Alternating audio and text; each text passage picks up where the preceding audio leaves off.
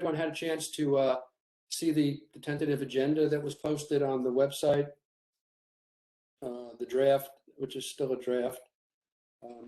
But if you haven't, it's on there to be downloaded. So let's start with the roll call here. To conduct this meeting wholly electronically and to effectuate both the emergency procedures authorized by FOIA and the emergency ordinance, the Mason District SSPA Task Force needs to make certain findings and determinations for the record. It's a bit cumbersome, so I ask you in advance for your patience. First, because each member of the task force is participating in this meeting from a separate location, we must identify that a quorum of members is participating and that each member's voice is clear, audible, and at an appropriate volume for all of the other members. Accordingly, I am going to conduct a roll call and ask each task force member participating in this meeting to state your name and the location from which you are participating. I ask that each of you pay close attention to ensure that you can hear each of your colleagues. Following this roll call, we will vote to establish that every member can hear every other member. From the top, Robert Chamberlain. I am here and participating live and direct from Alexandria in Fairfax County. Thank you, Robert. Joshua Booth. Joshua, you're on mute. Sorry, it just froze up real quick. This is Joshua Booth. I'm in Lincolnia. Okay. Ed Longo. I don't see Ed.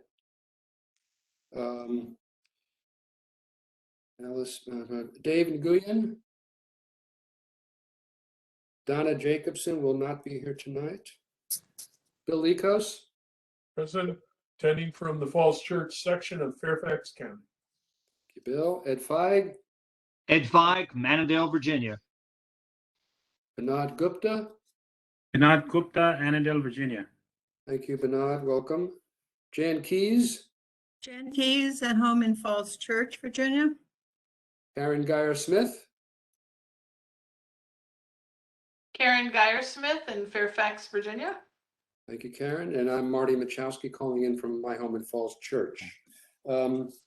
Let's see. So at this point, I will pass the virtual gavel to Karen so that I may be heard to make the requisite motion. I move that each member's voice may be adequately heard by each other member of the Mason District SSPA Task Force. So moved. There's a motion on the table. Do I hear a second? Second. And who seconded? Ed Feig. Thank you, Ed. And we have a second. Any discussion? All in favor, please say aye. Aye. Aye. All opposed, say nay. Any abstentions? The motion passes unanimously. Thank you. Second, having established that each member's voice may be heard by every other member, we must next establish the nature of the emergency that compels these emergency procedures. The fact that we are meeting electronically, what type of electronic communication is being used, and how we have arranged for public access to this meeting. Therefore, I move that the state of emergency caused by the COVID-19 pandemic makes it unsafe for the task force to physically assemble and unsafe for the public to physically attend any such meetings, and that as such, FOIA's usual procedures, which require the physical assembly of a task force and the physical presence of the public, cannot be implemented safely or practically.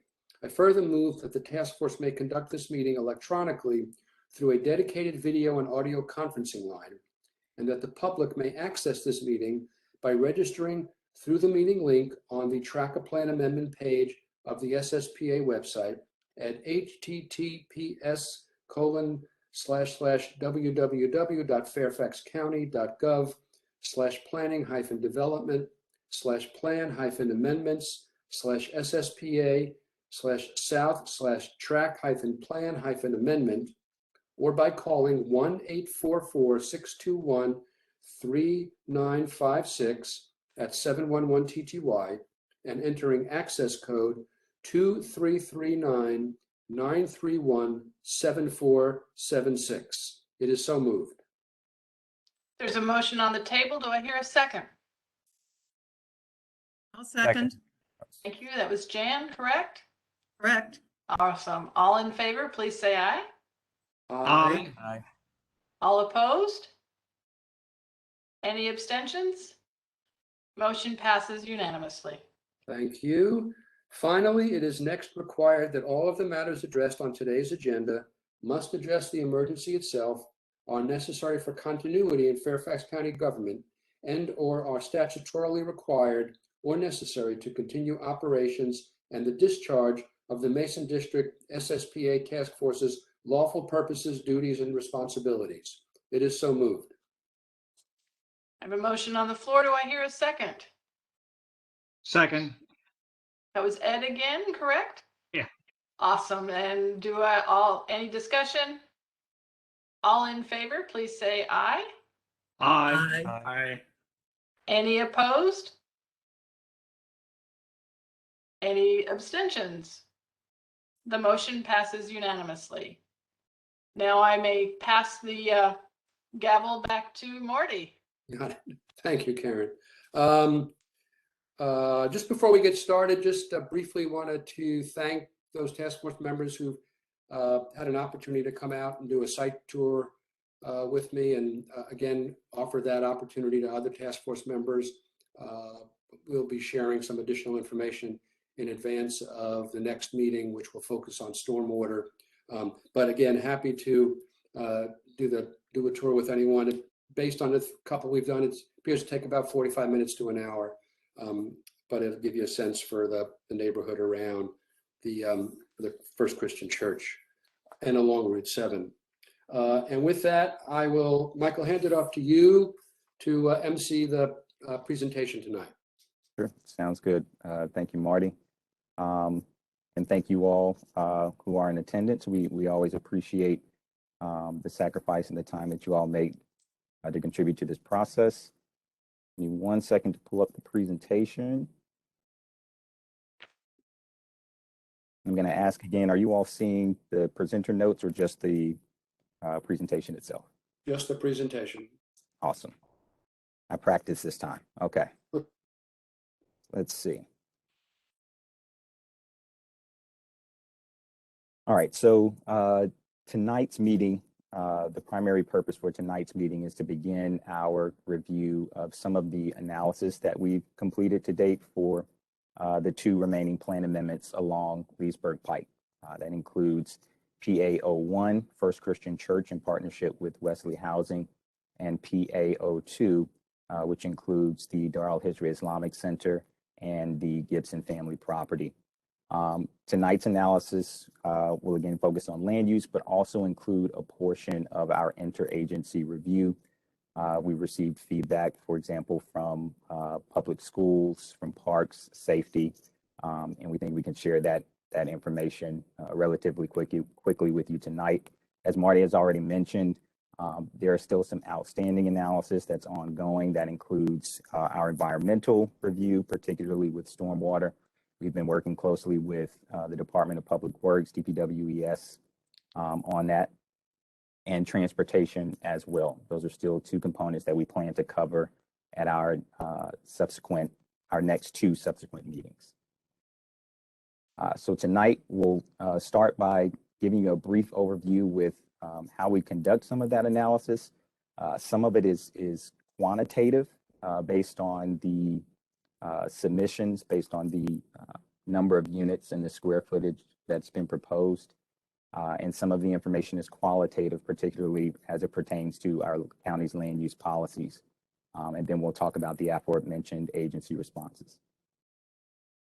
The steps that we'll go through for the final leg of this process remains walking through some of the analysis, giving you all time to discuss. There's not a hard stop, but we do want to be mindful of the amount of time that you all are spending in the process.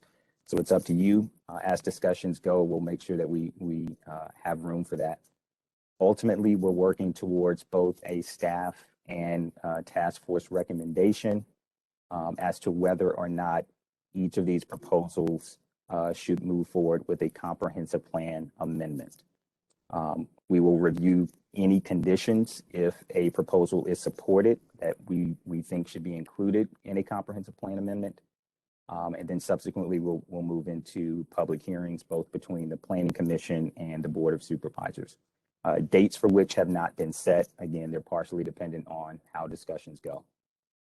I wanted to reiterate the verbatim that was shared at our last meeting, and again, highlight the elements of the study that the board asked us to take a look at. That includes the transportation network, stormwater management, tree preservation, green space and landscaping, building heights, and parking management.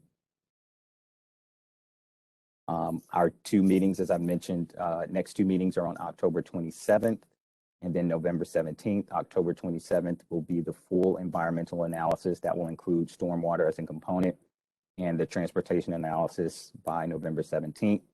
And we have one additional meeting date for discussions and final recommendations.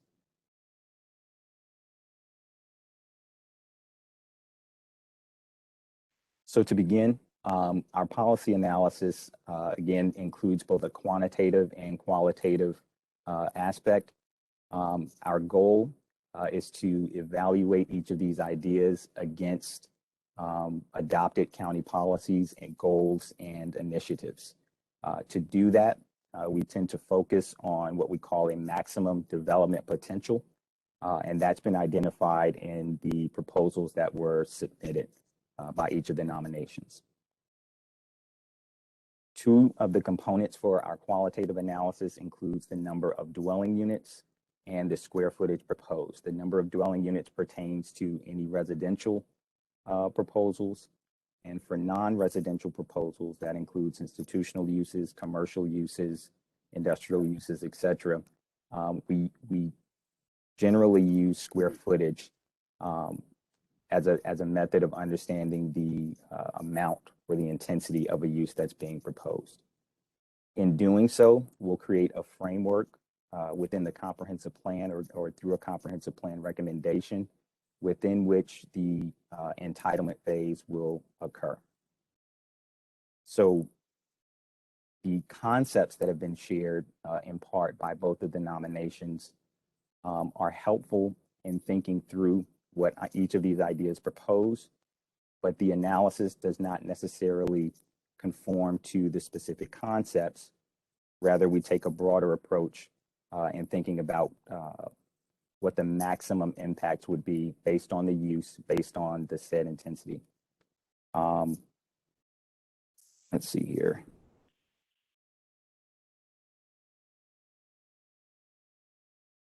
As part of that analysis, we also work with some of our partner agencies. Listed here are just a few of them. They include the Department of Transportation, Housing and Community Development, Park Authority, etc.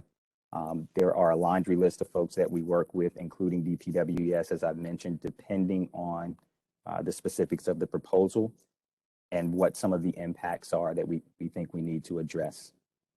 So planning staff will provide our land use analysis, but we rely on some of our partners to help us think through what the impacts are going to be to other services and other facilities across the county. So we'll start with land use. I showed you all this picture at the last meeting. This is our wonderful, illustrative Fairfax County Comprehensive Plan. In the simplest description, it's a collection of the principles and objectives that the county has declared as important. And these are the things that the county cares about in list form, if you will. We refer to these policies and objectives as a method to help guide staff's recommendation. To do so, the comprehensive plan is separated into two general sections. There's the policy plan, and then there are the area plans. The policy plan pertains to county-wide guidance. So the objectives listed here are applied across the county. And then the area plans are divided by geography. And for the two proposals that we'll look at tonight in the Mason District, it concerns Area 1. The Area 1 guidance, or the Area 1 portion of the comprehensive plan, is broken into multiple subgeographies. There are 7 total subgeographies within Area 1, 5 of which are planning sectors. So the area plan is divided evenly into 5 sectors. And then there are two community business center overlays, which I'm sure you're familiar with, Seven Corners and Bailey's Crossroads. Leesburg Pike is the dividing line between the two planning sectors that we reference for the two amendments that we're looking at tonight. Glen Forest Community Planning Sector is to the north of Leesburg Pike, that incorporates the Darrell, Hischer, and Gibson proposal. And the Barcroft Community Planning Sector is to the south, which encompasses the First Christian Church property as well. In our review, what we typically provide in the area plan is a general description of the character of the area. And in specific cases, we will outline specific land use recommendations. For the two subject areas that we're considering tonight, neither had existing land use, specific land use recommendations. In that event, what staff will typically do is turn to the existing comprehensive plan map. This provides baseline recommendations across the county for all of the properties in Fairfax County. So for First Christian Church, the current baseline comprehensive plan recommendation is for institutional use. It's developed as such. And for the Islamic Center and the Gibson family property, the portion closest to Leesburg Pike is currently planned for 3 to 4 dwelling units an acre. And the single family homes along Munson Hill Road are currently planned for 2 to 3 dwelling units an acre. Within their current zoning, which is R3, it allows for, I think, up to a 0.3 FAR for institutional uses. And that's what's seen here. And that's approximately where we begin our analysis in terms of the quantitative comparison. What we aim to do is to think about what the difference will be, or the delta will be, between what's existing today and what's being proposed. So for First Christian Church today, the existing church facility is approximately 27,500 square feet. Under their current R3 zoning for the entire property, as it is now, there is a development potential, a comprehensive plan development potential for up to 89,000 square feet. That changes, obviously, if and when the proposal subdivides the property. And what's being introduced is the addition of 113 age-restricted multifamily residential units and approximately 5,000 square feet of supporting office use. So it's this bottom piece here that really forms the delta of what's being considered. This is what has been shared with some of the agencies who are helping support this analysis, and this is what is a part of their review. Likewise, for the Islamic Center and the Gibson property, the subject area, which totals about 7.5 acres, includes 8 existing single-family homes. It's currently developed with 31,000 square feet of institutional use. Under the entire subject area, if, for example, the Islamic Center were to consolidate, they would be able to develop institutional uses up to about 96,000, close to 97,000 square feet. Their request is for a little bit more. And again, this forms the delta of what we're looking at. The additional 7 age-restricted single-family residential units incorporates the nomination from the Gibson property for the additional units. Michael, Yes, sir. Quick question. At our meeting our last meeting, representatives of the mosque indicated that they were or would withdraw the residential component of their nomination. How do we take that into account? I'm sorry for the phone. Going forward, or do we not take that into account? So we have initially, it was included in the authorization. We forwarded that information to our partner agencies a few months ago when they began their analysis. So it's included in there. So what you can conclude is whatever information is presented in the analysis, the impacts will be less, given that the number of residential units that are proposed has gotten smaller. We don't anticipate a significant impact with 25 age-restricted residential units, but do note that it has been taken into a consideration for the analysis. Okay. Thank you. Sure. So for the land use portion, most of our thinking, at least in terms of planning staff, is focused on the policy plan section. And again, these are objectives that apply countywide. There are major themes listed under the land use section within the policy plan. That includes land use patterns, thinking about land use intensity and density, and compatibility. Our goal is to identify again whether each of these proposals supports adopted county goals, or if there's an opportunity for potential conflicts or impacts to be addressed in some other way. For example, through design, through buffering and screening, or through site layout.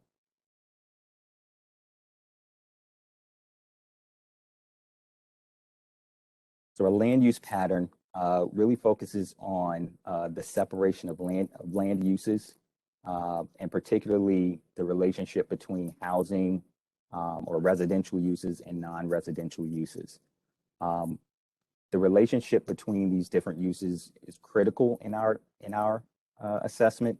The proximity of different uses to one another is important in terms of creating efficiencies in land uses, as well as in terms of providing efficiencies in public service delivery and impacts to public infrastructure.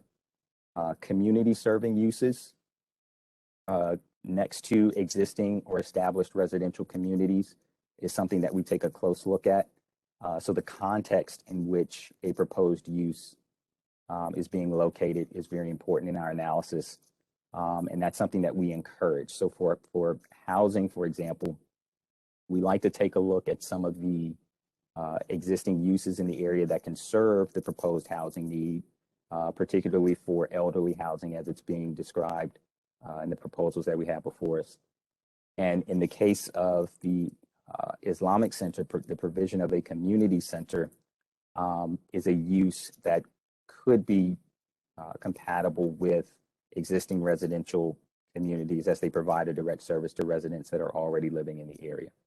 So what we've done is identified a number of policies across the policy plan. And I'm going to jump between them as we walk through them in this presentation as they pertain to the different elements or the key themes that I've described. So for land use pattern, objectives 4 and 8 really focus on creating that attractive and harmonious relationship between land uses that are in close proximity to one another. Objective 4 focuses on diversifying and increasing housing supply, again, strategically locating and increasing or expanding our access to housing. And that diversity goes across different socioeconomic groups, ones that exist today in the community and potentially future residents as well. We also want to ensure that housing has adequate access to transit, as that's a critical part to addressing some of the transportation challenges that we have in the area. This is a broader issue, housing, and I'm sure many of you are aware of that, and it's something that the board has taken very seriously. And so there are a number of additional initiatives that go beyond the comprehensive plan that are in support of increasing the county supply and access to affordable housing. And we'll talk about that a little bit later in this presentation. Objective 8 encourages supporting existing residential neighborhoods. We want to be mindful of the existing community and ensure that any new uses are complementary, or again, that any potential impacts can be addressed through the entitlement phase.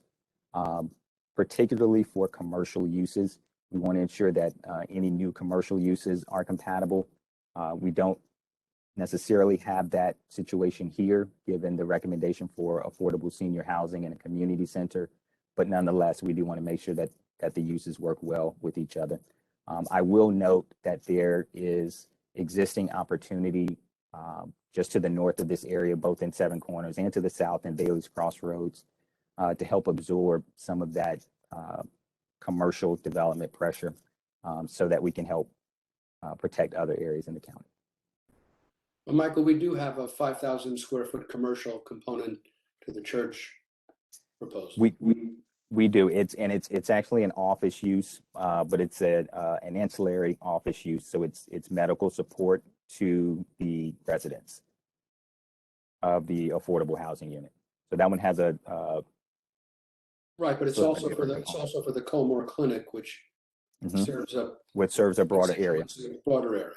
That's correct. And so that use is already included in their current zoning. So when we go to do our analysis, we'll look at the difference between what's being proposed there today versus what's being proposed and what they have today. And so that existing use of the Colmore Clinic should already be taken into account under current comprehensive plan guidance. Does that make sense? I'm seeing on your face. They're using space in the church, Mhm. Colmore Clinic. Mhm. So the fact that they're proposing to build 5,000 square feet to move the Colmore Clinic isn't taken into account? It is taken into account, but it's taken into account under the current zoning as well. So we don't anticipate any additional impacts if the clinic is moving over. We have shared that there's an additional 5,000 square feet with our partner agencies, but we're not anticipating a significant change from what's there today. So really the delta. So you expect that the hours of operation, the number of parking spaces required, the number of constituents served is all going to be the same? It's possible. What's important to remember though, Marty, is that we don't specify what the office use is. And so the Colmore Clinic, even if the Colmore Clinic doesn't remain and some other office use moves in, that's what our analysis will assess. So in terms of hours of operation or any other specific impacts beyond perhaps transportation related, that's already factored into the current comprehensive plan and zoning. Yeah, another way, sorry, let me turn my video on. Another way to think of that is when we plan for retail or another general land use, we don't evaluate the specific tenant, the specific type of use. So I think what I'm hearing Michael say is this is an office use. It's considered an office use. Right. From the planning perspective, once you get to entitlement, then there are different points in the development process where you do have to account for the specific square footage of a more specific type of land use. So what is the current office use that this, I mean, there's an institutional use. There isn't currently an office use. That's correct, but it depends on the nature of the office use. It could be included in the current zoning, which is R3.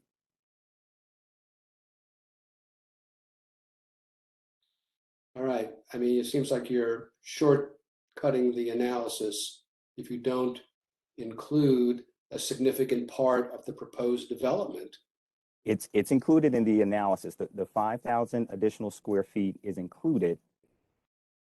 But again, that's the office that you're referring to in terms of the Colmore Clinic already exists today. And so if the Colmore Clinic were to move, as you suggested, we wouldn't anticipate any additional impacts beyond the addition of the 113 multifamily residential units. But I wanted to know. Which brings me back to and I won't belabor this, but my original question is that assumes that the operations of the Colmore Clinic in terms of hours, parking demand, constituents served is going to be static. And I'd be welcome anyone who could, enlighten us as the folks at the Colmore Clinic anticipate that this is a level operation, and not an expanded operation. Well, Colmore Clinic doesn't operate 5 days a week right now. Well, even still, Marty, I think it's more important to think more generally about the impact that office use can have on some of the infrastructure, right? If this changes, for example, for transportation needs, we would need to understand what an office use up to 5,000 square feet would mean to the road network or to any other service. It's typically transportation for office use, but if there were any other impacts, there wouldn't be for parks, there wouldn't be for schools or the like. at the comprehensive plan stage, it's important that we keep a broader view. And that's part of what I wanted to identify. There are going to be specific uses, or there may be specific impacts, as Claire mentioned, given the nature of the office use, that we won't understand until something is submitted for entitlement. So we're focusing primarily on the general use and the number of units or the intensity at the comprehensive plan stage. Okay, I mean, it seems like I won't belabor the point. I think I've made it. Okay. If anyone has any questions on the task force, please just stop me. It can be informal. We're happy to answer it. We'll switch over to think a little bit about intensity and density. We've mentioned this before for the First Christian Church and Wesley housing proposal. We're looking at the number of residential units that were proposed, which is the 113. We've identified that as the maximum that we would assess. And for the Islamic Center and for the Gibson properties, the Gibsons, we would assess the 7 additional residential units and the square footage of the proposed community center. For intensity and density, we really focus on objective 12, which asks us to take a look at the location and level of development intensity and to what degree it's helping us achieve broader county goals. We work to ensure that any proposed development or intensity is reflective of the context, the environmental context within which it's located. And again, whether or not there are opportunities to address any impacts related to intensity and density within the entitlement phase. We'll take a quick look at the corridor today. What we have today is a variety of development types along Leesburg Pike, particularly along Leesburg Pike and closer towards the Seven Corners Community Business Center, that then begins to transition the further you move away from the arterial into some of the lower intensity residential uses. The scale and the transition of any of the proposed developments would need to take into consideration some of those surrounding uses and think about things such as buffering and transitioning as well. We have existing developments that are relatively intensive, that are up to 5 stories, with the Jefferson as well as the Lafayette condominiums, which I believe are up to 5 stories as well. And then we have some higher intensity residential uses with the single family attached units very close by, and then the garden style apartment buildings as well. So that's something that we would need to pay attention to and think about if these proposals move forward into entitlement, as to whether or not they conform or if they can work well in this context.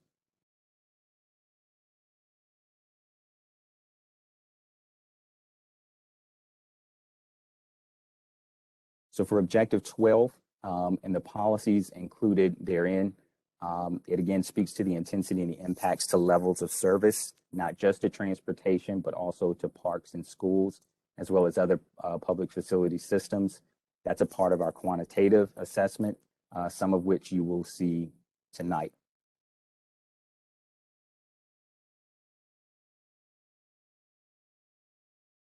And then lastly, compatibility.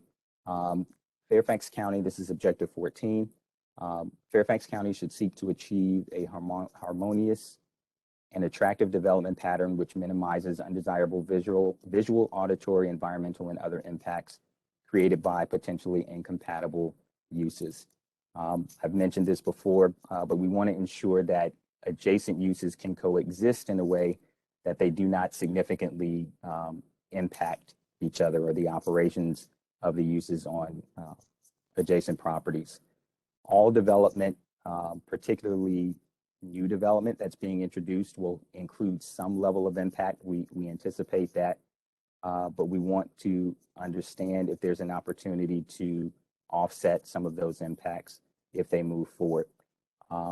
This becomes particularly important if a proposed use replaces an existing use, for example, it perhaps can create trade-offs and offer some new opportunities to reduce some of the existing impacts that are there. So for the Islamic Center, for example, given that there is a wider subject area, it may provide an opportunity to address some of the existing concerns that they have and consolidate some of that existing programming on site. Michael, Yes. should we consider these objectives to be in a priority order, or are they all the same priority relative to each other? I would say that they're all the same level of priority relative to each other. The land use analysis component in its entirety is also just a piece of a broader host of considerations that we need to think about when we talk about the environment and transportation as well. So I would weigh each of them equally as possible. We know that there are specific issues that are important to people in the community. And so there will likely be emphasis placed on some more than others, and that's totally fine. This is giving you a picture of how staff are really making our assessment. Okay, thank you. Sure.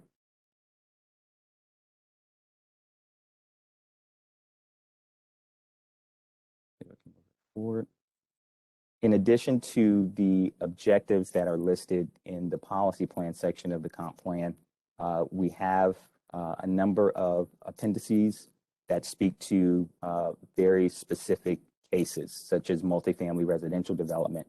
And in this particular case, we have an additional layer of guidance that speaks to multifamily housing built specifically for seniors or for those who experience health challenges or who have a higher degree of difficulty moving. This is one of the reasons why we really expect that such uses have good access to reasonable public transportation. Some of the guidelines that are included encourage, again, locating near public transportation, making sure that access to that transportation is as high a quality as possible. We look at the topography of the land as well. It doesn't need to be a flat land, but to be completely flat. But of course, if there are steep hills in the area, that could contribute to people walking or their ability to walk. And we want to encourage design that enhances the safety and security of folks who live in multifamily residential uses, particularly for the elderly. I've mentioned this a bit earlier, that there are additional countywide initiatives that parallel the comprehensive plan. So the comprehensive plan is one piece of it. It's certainly an important piece, but there are other board endorsed initiatives that we want to be mindful of. For example, the Fairfax County 50+ Community Action Plan, which speaks to the needs of older adults. It makes considerations for things such as health and safety, housing, transportation, community engagement, and support services for that particular population. There's the Fairfax County Health and Human Needs Assessment, which has identified the limited or lack of supply for accessible housing units, particularly for people as they age, but also for people who may have special needs. And then there's the broader Fairfax County Strategic Plan, much broader initiative that I think has the goal of working to align and focusing the range of department-specific plans. Each department, as you might imagine, may have its own sort of strategic long-range plans. And so the Fairfax County Strategic Plan is an effort to sort of bring those together in a good way. And then we have the Fairfax County affordable housing piece as well. This work is ongoing. There are a number of groups that continue to take a look at our ability to provide accessible, affordable housing across the county. We have existing affordable housing policies and regulations that we will expect be met again, if and when any of these proposals move through to the entitlement phase.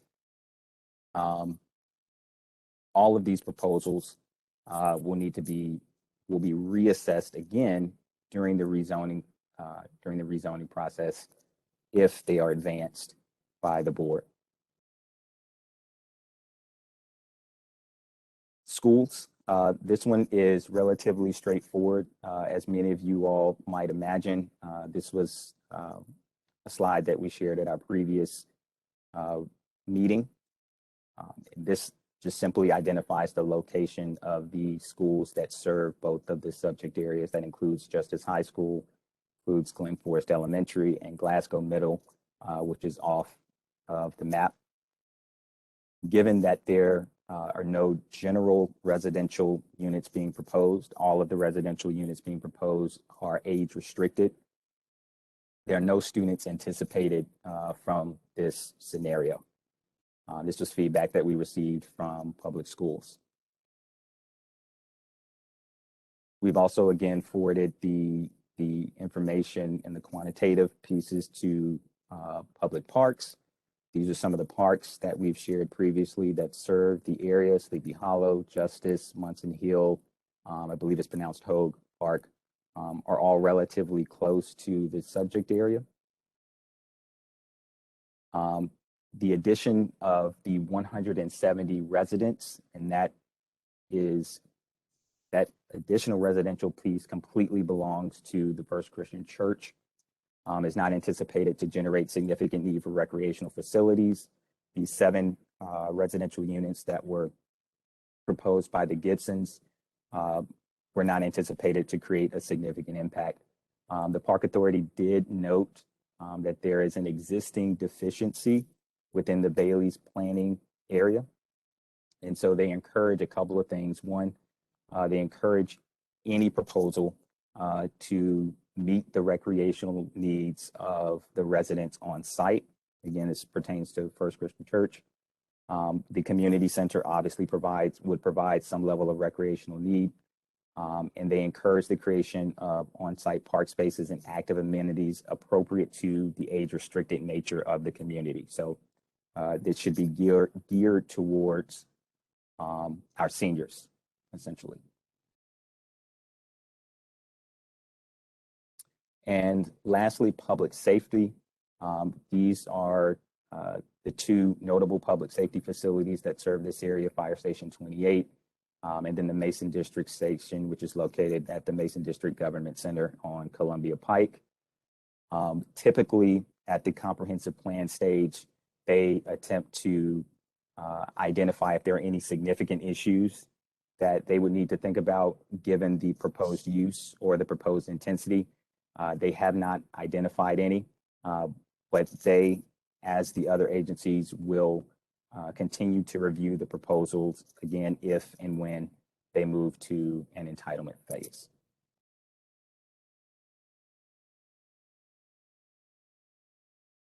So to quickly summarize, we've outlined some of the policies that we've included or that we're thinking about from a land use perspective.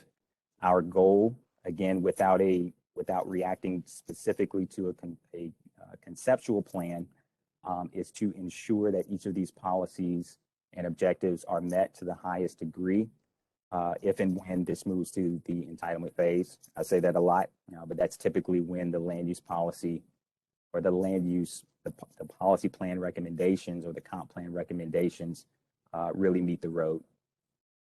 Schools and public safety have already noted nominal impacts for both of the proposals, and parks has identified a general need, and so we would expect either to provide some level of recreational amenities on site for the residents or the visitors. And with that, I'll go ahead and stop and see if you all have any questions. Michael, would you give us back the screen so we can see each other? Absolutely.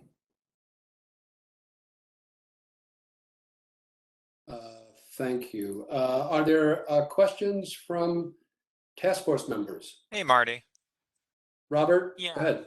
So I appreciate everything that we're going over there, Michael, but one of the important assessments that we seem to hammer home time and time again has a lot more to do with, systems and stormwater and, what does that look like and where does that come in? I mean, in preliminary stuff with where we're at now, do we have kind of that land use piece that actually delves into this is the expected surge we would see in particular systems. This is the expected, downstream effects that we might get by any change in this land use. Like, as we've seen in some other development areas where we put in this nice, brand new, highly efficient system, and then suddenly 7 houses down in a completely older part of the system, the new load, it can't handle it, and we've got flooding. Their impacts. Yes, Yeah. yes. So that's a great question, Robert. What I'll say is that it depends on the level of detail that we incorporate at the comprehensive plan level. Again, I know we've seen concepts of what First Christian Church wants to do, and even a general concept of what the Islamic Center wants to provide, and the Gibsons as well. But absent some of that specific information, the square footage, the amount of impervious space that will be created, it's not always possible to give specific recommendations for how to address that based on that proposal. So what we have to do at the policy level is think about what the priorities will be when we go to review this at the entitlement phase. Again, we're setting that framework. So we know that stormwater is important. So I would imagine, again, this is something that we'll have to think through, and Clara can correct me if I'm wrong.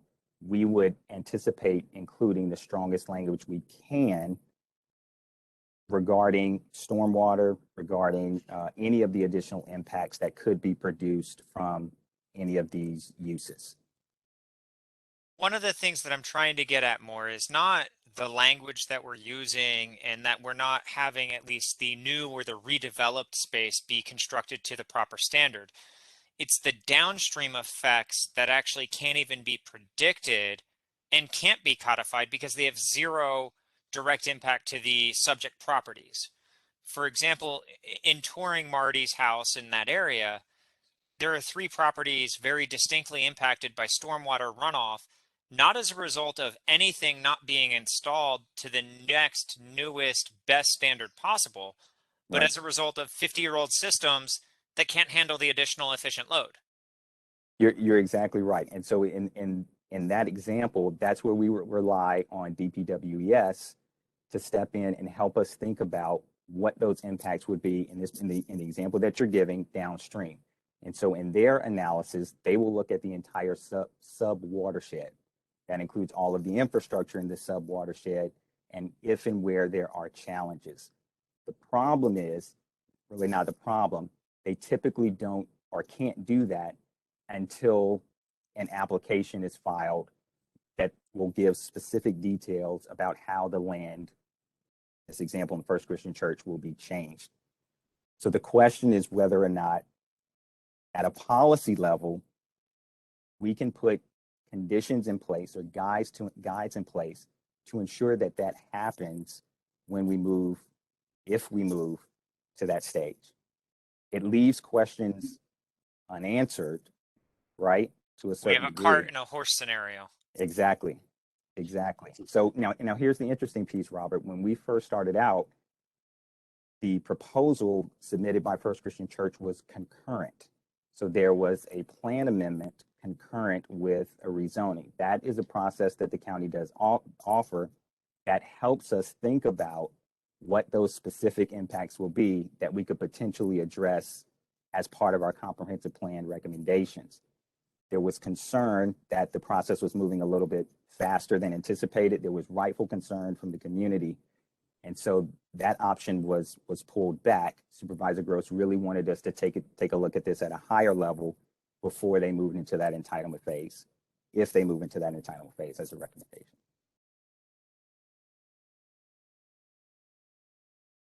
Thanks, Robert. Other task force members have questions or comments? Marty? Josh? Yeah.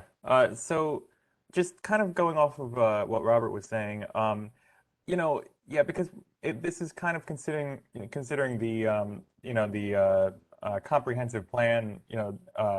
It's a little bit more higher level, and so I think, in my mind, I'm considering whether it's just simply impossible to manage the stormwater at all if the land uses change, right? Like I don't have the information to go and say if a specific development can manage the stormwater, but it seems likely that a development could manage the stormwater. I look in my neighborhood, we have a detention pond, and I've never seen it get up to the level of the overflow. And so in my mind, my neighborhood is completely managing our stormwater on site. To me, the question is not, is it, okay, maybe you'll have some crazy flood event, and yeah, it could happen again. But is it possible to manage the stormwater in a way that, it's possible to manage it on property, or is it just simply impossible? Well, if I can actually speak really quick to, I think, elaborate a little bit more on where I'm going, that might be slightly in line with where Josh is trying to get to as well. We're not saying that the individual site couldn't appropriately manage their stormwater. It's coming down to a situation where, let's say the site is fully redeveloped 5 years from now, and we're seeing some of the downstream impacts where we forecasted it. Well, now there's no ability to go back to the actual originating cause because, right, they're through the phase, they're done, they're complete, and it becomes the onus of the county to have to rectify it through what could be a much larger, more in-depth project or require acquisition of properties to create a retention pond, where in a lot of these areas there just isn't one. Because I think you speak to the exact thing that I even thought, and I said when I was touring a location that's going to be impacted by these changes, there's 3 houses that are very deliberately affected, that if they weren't there and it was a retention pond, it solves a lot of this issue. But can you eminent domain $2 to $3 million of real estate 5 years from now and say, oh gosh, this is what we have to do? And that's what's causing me to be very cautious about the First Christian Church project, because I see a lot of downstream effects that could happen to any number of homeowners in a very working class part of Fairfax County that everyone admits freely. Housing affordability is very critical. These are not $1 million homes as of today, so they're still in a more affordable range, and I don't want to see any of that housing stock disappear. Bill?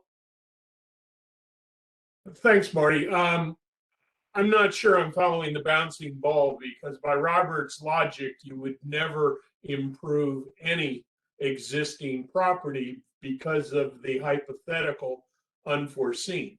As the effective stormwater retention pond for about a third of Fairfax County, Lake Barcroft is obviously very attuned and sensitive to the stormwater issues. The very drastic and unfortunate impacts that Marty's neighbors have had are clearly not caused by the new development. It's caused by climate change and the frequency of incredible rains that were never anticipated, and frankly, in the current development, were not mitigated or expected to be by the standards of development at the time. I tend to look at the other side of the coin and say, and one of the things we've learned in Barcroft as we've looked at a lot of infill development is at least new development is subject to much higher standards of stormwater management than anything that preceded it.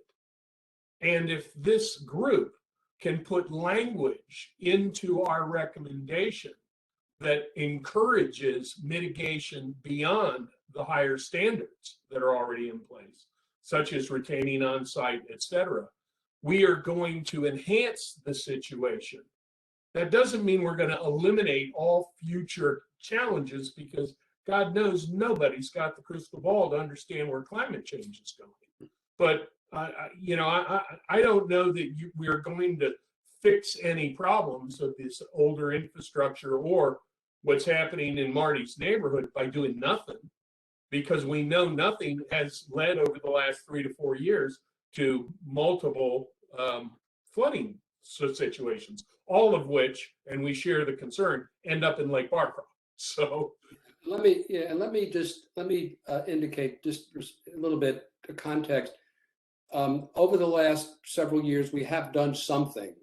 We have allowed development. The county has allowed development at the top of, and I know that stormwater is not our topic tonight, Michael, so I understand. But the county has allowed development on Peace Valley Lane, a small project that had, quote unquote, the most current and modern and sophisticated and thoughtful stormwater management system that the county required. And that project was finished in 2017. We've had floods in 2018. We've had floods in 2019. And we've had a flood this year. So there's something happened there that, and yes, we have Marty, correlation or causality? Yeah, I mean, it's we have big storms, and I get that, but we had big storms in 2016 and 2017 too. So we'll get into that a little bit further. Although I appreciate the conversation, obviously, we'll get into that further at our next meeting. And again, I'll take this opportunity to again invite task force members to visit and get a feel for what's going on here. Are there other task force members with comments or questions for the staff? Seeing none, let me, I see that Sarah is on with us, and there are some representatives from the church in the attendee list. I want to go back to this question I raised with Michael about the Colmore Clinic. And I said, I don't understand how the Colmore Clinic gets and the development for the Colmore Clinic gets a wash in this analysis. It's my understanding that the Colmore Clinic will expand its hours of operation, will expand the number of constituents, and that's a good thing. Is my assessment of that correct? That the clinic operates 3 days a week now, will operate 5 days a week. Are those things accurate, or will the clinic continue to operate at its lower level? Marty, this is Sarah Mariska on behalf of First Christian Church, and your understanding is correct, but to say slightly differently, what Michael was saying is that those questions and details are something that we would discuss during a zoning application. Right now, we're just thinking about what uses are being contemplated for the site, what exists today and what's allowed today as compared to what we are proposing in terms of uses and intensity. And those operational details, hours, number of folks served, the end user of that space would be something that we would get into once we submit an application. Right. I understand that the planning amendment process and the rezoning application process are different processes, but as we've all said before, the plan amendment sets the contours, the boundaries, effectively the maximums, so it is a critical, at a high level, it's a critically important step that we are undergoing here. And to that point, Marty, I really want to reiterate, it's not a wash. The 5,000 square feet is included in all of the analysis. Right. But it's a matter of what impacts do that office use create, right? Typically, or most prominently, it's transportation, right? It's the people that are coming and going. Right. And that office use is incorporated, or will be, as you'll see in a couple of meetings, into any transportation analysis or operational analysis. That piece is there, but it's more general, and that includes any hour of operation. That includes 7 days out of the week. They will get an understanding of what 5,000 square feet of office space, or what that impact may be to the transportation network. Okay, all right, I appreciate that. Bill, I'm sorry, Karen? May I ask a quick clarifying question? The Colmore Clinic is currently in the church, correct? So they're already zoned to have that office space, which could operate 7 days a week now if they wanted to. Right. So that's why it's kind of a wash. Correct. Okay. But except that it doesn't operate 7 days a week. I'm sorry, Yeah, but it could. Bill? Yeah, I mean, every use, including office, has a corresponding traffic generation factor that is, included in the traffic analysis. In this case, I would be curious, and I would ask next week whether or not that factor for general office is any different than for medical or other use. My guess is that too is probably a wash, and you may in fact get more trips, or whether it's more like retail or not. That would be something that I think would be very helpful to them. Josh? 5,000. Yeah. Oh, Marty, I mean, I think would it be useful to, have the hypothetical that maybe the plan amendment goes through and the church decides it's better to sell the entire thing, and maybe the new owner wants to put a restaurant there, or I don't know, a childcare center or something like that. I mean, it doesn't have to be. I mean, any of these things could happen, right? So the use would depend on the zoning requirement, right? So if there were like a child daycare, for example, and that were permitted under whatever the new zoning would be, then we would see a restaurant would be a commercial retail use that would have a different impact. It would likely trigger a comprehensive plan amendment, and so we would have to come back and review that again. So it is tricky when going between policy and the existing zoning ordinance, because there are uses that are permitted under the different zoning designations. Marty? Yeah, other comments from task force members? Seeing none, there are a number of members of the public who have joined us. I note that there have been a number of posts in the chat from Rodney North, a neighbor in Ravenwood Park. Rodney, would you like to comment to the task force on the notes you've put in the chat?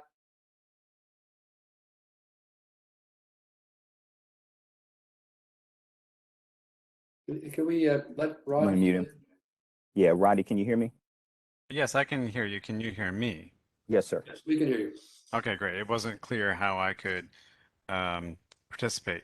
So a couple things, not in any particular order, maybe starting with what was raised last.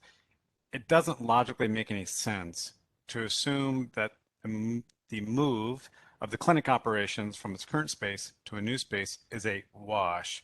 Rather, new space is being built, it'll be used, old space will be vacated.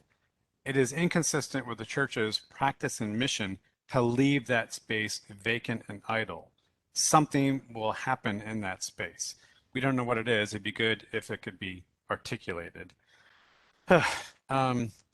Elsewhere, I've tried to raise the point, which is getting little attention in these meetings. When you pull back at the bigger picture of green space, recreational space, environmental preservation, all of which show up out here and there in the community plan and the comprehensive plan, the Mason District historically has taken the brunt of development disproportionately. Even while some areas are actually increasing their green space by some means, we keep on losing ours, both in a higher absolute sense, like an acres lost, and in a relative sense, in terms of like percentage of land lost to development. Even as all of this is being considered, we are looking at losing space in our largest local park, Justice Park, because the county school system is trying to, basically it's a small land grab over there. So that's yet more green space being lost. So please think about that. No one's creating more green space, and hence all the more reason to be fairly ardent in our effort to preserve what we have. That, of course, all dovetails with the water concerns. And as I mentioned, no possible use, regardless of the proposed standards, no possible use with a new large building and an expanded parking lot of impervious surface could better retain rainwater than the existing woodland. So there's that. Also, just the density and transition issues. At the current proposal, it adds up to about 30 units per acre. And the longest border of the church parcel is with Ravenwood, which is averaging about 2 units per acre. So just how can you justify putting 30 units per acre next to 2 units per acre? That's not the kind of gradual, reasonable transition that is recommended in the comprehensive plan. So there's that. I've said some of these things before. Oh, I have to mention the safety bit. And I understand the logic of we want to create affordable housing near an urban center, near bus routes, etc. It just so happens, though, that this doesn't really work in this setting. We can't presume that rapid bus transit will ever happen. So you can't predicate approving this on that. Also, we can't presume that sidewalks will be made going towards Seven Corners, which I think is kind of to the northwest. So we have to deal with the street as it is, Route 7 as it is. So if you want to take a bus going basically left, going northwest, going towards Seven Corners, you would have to walk a long way. You have to walk away from Seven Corners and then cross and walk up. I think it's something like half a mile or more. That's not like reasonable proximal access to a bus route, and that's just going in the one direction.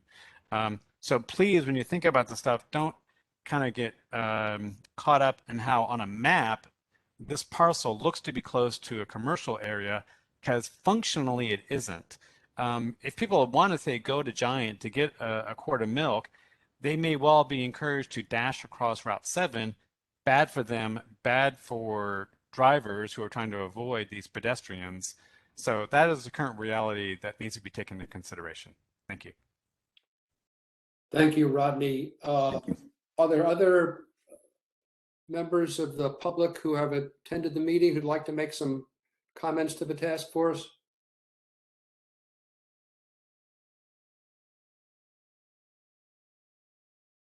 Michael, do you see any in your? I do. Nathan Chasen. Give me 1 second, Mr. Chasen. I'll unmute you. Mr. Chasen, can you hear me? Yeah. Thank you guys very much for your time. I think I agree with Robert and Joshua with respect to the water runoff. I hear comments that this isn't caused by the church, and I don't think anybody's blaming the church for the water runoff. However, the church isn't going to be making it better with the new development.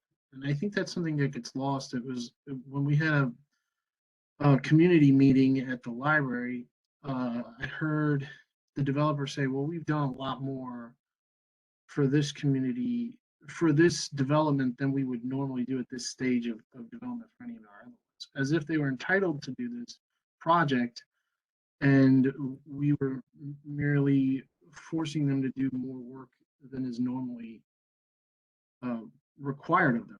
And I think it's important to remember that this is not a foregone conclusion and nobody's entitled to build on this right now. We're amending the zoning. And so while it's not their fault and it's not their problem, there's, I think Rodney or somebody mentioned that it's certainly not going to make things better. No matter how you slice it, it will add to the water runoff. And so this is an opportunity to right a wrong that exists because, as Bill said, of climate change or antiquated planning of infrastructure, whatever it is. But before we add to it, I think it's paramount not just to address it in the language that you use for zoning, but to address it by, pressuring VDOT. And I know you guys are not in charge of VDOT, but the Lake Barcroft, even if it can handle more water, it can't get more water if the stormwater drain to it is saturated, which we've all seen it is. So again, I just want to reiterate that while the burden on this church and developer are higher than what you would expect for a normal development. And while they've had to go out of their way to do more, it's also because they're trying to build in a place where we can't sustain more construction as it currently stands. So the onus is on the county and on them to make this right, even though it's not their problem, or just walk away and say, you know, if this is indeed where you want to build, then this is the problem that you guys inherit as part of it, and not act as if the community is asking for something more than is fair for them. Because right now there's nothing, and I think that there's a lot of people who would be happy with leaving it that way. This is Clara. Oh, Go ahead, can I Clara. just comment that, even though it's not the topic this evening, that we welcome this conversation and this discussion. I think it'll just help, it will help staff, including some of the staff that may not be on the call now, but that will be a part of the stormwater presentation. I think it will help them prepare some of these comments and questions. So. Right.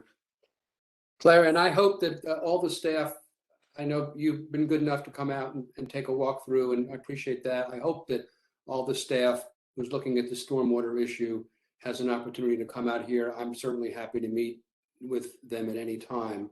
But I hope they will do that, take up that opportunity as you did. Thanks very much. Are there other members of the public, Michael, who've asked for an opportunity to comment? I see no other hands raised. Okay. Are there other comments, Josh? Yeah, I feel like I'm talking a lot here, but I appreciate Rodney North bringing up the green space discussion. I kind of wonder about how to distinguish between green space that's open, owned by the county and open to everybody, versus green space that's owned by a property owner and it's controlled by that property owner. I mean, the church, it's a pretty property. You drive past it; it's nice and green. It's got some forest right on it, but I'm not sure how these these rights work. Where if it's if I'm a neighbor right behind it, I'm benefiting from the trees that are on their property. But once again, it's still their property, and we have property rights in the U.S. So I don't know, Michael, if you can clarify how the county thinks about this, or what. Yeah, I mean, we have both at a policy level and at a regulatory level in our zoning ordinance requirements for a certain amount of open space, right? There are setback requirements. There may be buffering or screening requirements given or depending on the use and the adjacencies. So that's something that we already encourage. To that same point, there is, and this is harder to kind of identify, there is additional development potential that individual property owners have on their property given the current zoning, right? I kind of showed that earlier in the presentation where there was this additional development potential that's already been identified in the plan. So it is a balance, but regardless, if a property owner moves forward with redeveloping their property or adding to their property, we would still expect a certain level of green space to be provided. Whether the church is maximizing that development potential now or whether that amount of green space can change, it's something that we will still think about. And so when we come to you all on October 27th for the environmental consideration meeting, I think I said that correctly, we will have information regarding our environmental policies and the need to protect as much open space, forestry as possible when we look at these proposals. Thank you. Other comments or questions from task force members? It's only the top of the first inning. If I can ask one other question of Michael as it relates to the upcoming environmental meeting. Sure. Other members of the task force have brought up Lake Barcroft and its ability to potentially handle more water. do you know how in depth that information that we will get specifically as it relates to Lake Barcroft and the systems that feed it, as opposed to just looking at a singular impact of these particular proposals will be? What I can tell you, Robert, is that we have had a wonderful partner in DPWES who is conducting a study of the entire sub watershed. That work now is parallel to our work in this plan amendment process. But the timing was right that we think they will be able to provide some level of information that may help inform our thinking at a policy level about what could happen, particularly on the First Christian site, and what types of mitigation could be possible. Interestingly enough, that also includes some of the existing I don't want to say constraints, but some of the existing infrastructure that you've noted, such as the why is my mind so bad? The new development along what's the name of it, Clara? I'm drawing Peace it. Lane. Valley Lane, Peace Valley Lane. Champion Oak. I mean, it's called Champion Oak Court now. So all of that infrastructure will be a part of what they're assessing, and they're working closely with the environmental engineers that Wesley Housing and First Christian Church have hired. There's information sharing, and as much of that as we can by the 27th, we are prepared to share with you all as well. And I wanted to also let Mr. Chasen know he had asked at the last meeting about the coordination between VDOT and the county, particularly DPWES.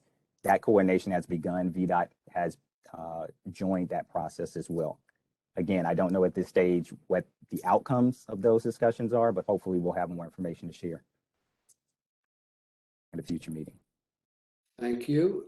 Any other comments or questions? Bill? Just one point of clarification for Lake Barcroft. It's often assumed that Lake Barcroft plays a role in flood control. When we talk about water coming into the lake, we are not concerned about the water level, because the way the dam is designed and by our license to operate it, the lake can retain no more water than what comes in. So the lake level, it's even in the highest water events that we've experienced, fluctuates no more than 4 inches. The environmental challenges are what washes in with the water. The sedimentation, the dirt, heavy metals, and other things that Lake Barcroft dredges on a regular basis to take care of. And, so some folks, it's, and particularly our friends downstream in Huntington will sometimes call and say, why is Lake Barcroft letting out the water? Well, we have no choice in that. It flows in and it flows out, and that's how the system is designed as far as the lake and the dam. Thank you, Bill. Any other comments? Let me just a small aside. Michael, I'm sorry, who's that? Good evening. This is Priscilla Gibson. I'm wondering, would it be possible for me to ask a question regarding the First Christian? Go ahead. Okay. Well, actually, and I've noticed, and there is that nice green space and the nice tomatoes and sunflowers, and then as autumn moves on, they have the pumpkin patch, which is always a nice feature for the community. So I'm guessing this would be lost or diminished or perhaps moved elsewhere. I don't know if that is known, but I also had concern with the parking being predominantly towards the front of where the church is now. Does the parking anticipate connecting through the existing service road, which now stops with the Everly Funeral Home and then also goes to Vinewood? Would there be access through that service road in and out to the to be created parking area for First Christian Church? Do we know that? Sarah, let you affirm, and then I'll also reach out to Tom and Sean here. I don't believe that, at least in the conceptual drawings that we saw, again, this could change if it moves to entitlement, but on the conceptual drawings, there was not a connection. That service road is actually privately owned by the funeral home, and the public right-of-way stops or follows the existing right-of-way of Weisberg Pike, but I'll ask for confirmation on that. I was just going to add, Michael, that that's something that we would finalize when we're able to determine the size of the building and shape of the building. But you are correct that that's not a publicly owned service drive; it is private. And I would just also comment that the pumpkin patch isn't happening anymore, and the garden would not be impacted by this proposal. Thank you. Thank you. And just one other quick thought. Has an analysis been conducted to see if the impact, perhaps if lesser units were created, particularly with this stormwater runoff issue? For example, rather than 113, if there were 85 or less, is the impact still the same, or I guess the potential danger to the nearby neighborhoods, whether there's 25 units, 50 units, or 113 as proposed? That's a good question, Mrs. Gibson, and that depends on how that residential density is incorporated on the property, right? Depending on how many floors there are in the building, will impact the footprint or the level of the impervious surface that a new development might have. So you could, theoretically have 50 units on the ground floor. You can reduce that and put 25 on top of 25, right? That level of information, again, we won't know. We've seen the concept, but we won't really know until an application is filed. What the intensity will help us with is thinking about impacts to other areas. For example, residential use will have a direct impact to parks. Depending on the types of residential use, it could have an impact to schools, the things that we've talked about tonight, as well as to the transportation network. So that's where we're really monitoring the residential density. Okay, thank you. Thank you, Ms. Gibson. Could I just add one quick Sure. response as well? Appreciate that, Marty and Michael. I think that this discussion is really important, and we are very aware how critical of an issue stormwater is. But as Michael's alluded to, there is a major analysis being conducted by DPWES in concert with VDOT that I know is being prepared for the next meeting. So I think Clara mentioned this is really informative for their review and analysis, but I think we're all looking forward to getting into even more details at the next meeting. So thank you. Thank you. Any other comments from task force members before we close? Let me just, as an aside, Michael stumbled there on Champion Oak. And as Clara and I discovered when we toured the site, the Champion Oak, for which the Champion Oak development was named, has been taken down. It's a 350-year-old oak that, at the request of the county arborist, the site was configured to save, and it was taken down in part because of some of the stormwater consequences that the new site created for the Champion Oak. It's being replaced with a couple of smaller trees, but perhaps the subdivision will be renamed at some point. The Champion Oak is no longer there. In any event, again, any other comments or questions from task force members? Hearing none, is there a motion to adjourn? So moved. Second. I have a motion. I have a second. Is there discussion of the motion? No discussion. All in favor say aye. Aye. Aye. All opposed say nay. The ayes seem to have it. We'll see you all in 3 weeks. Thank you all. Bye. Thank you. Bye.